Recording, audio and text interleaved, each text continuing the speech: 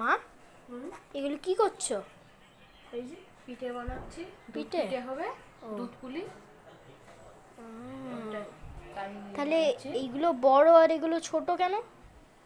আরে এইগুলো প্রথমে বড় বড় করে ফেলেছিলাম, তো ওর থেকে একটা থেকে দুটো করে করছি ছোট ছোট। ওটা অনেক বড় বড় হয়ে গেছিল, অত বড় বড় ভালো লাগে না, ওই জন্য ছোট ছোট করে করছি। ঠিক আছে। তুই খাবি তো দুধ পিঠে? কিসের, সন্দেশের কি নারকলের? সন্দেশের। সন্দেশের, ঠিক আছে, খাই নেবো আমি তাহলে। নারকলের হলে খেতেছি দুধ পিঠে সন্দেশেরই ভালো হয়। নারকলেরটা ভাল লাগে না আমার, কোনোই পিঠে নারকলের ভাল লাগে না। তোমরা কে কে দুধ পিঠে খেতে ভালোবাসো, মানে দুধ পুলি, অবশ্যই জানাবে। যারা বুঝতে পারে না দুধ পিঠে মানে ওটাই দুধ পুলি হয়। শীতকাল চলে গেছে কিন্তু কিছু করার নেই, চালের গুঁড়ি ছিল তাই একটু সন্দেশ আনা করালাম। এই দেখো কত পিঠে হবে এখন। তাও অল্পই, এটা অনেক না, অল্পই বানাচ্ছি, বেশি এই তো এই বানাই। সন্দেশটা দিয়ে হচ্ছে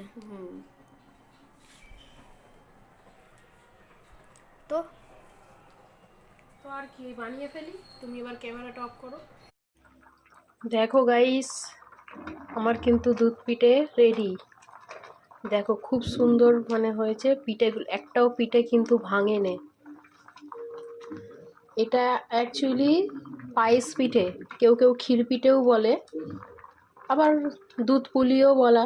কিন্তু দুধ পুলি তো এমনিও হয়, মানে এই পায়েস সে চাল দিয়ে তো আর, তো এটাকে পায়েস পিঠেই বলে বেশি, কেউ কেউ ক্ষীর পিঠেও বলে।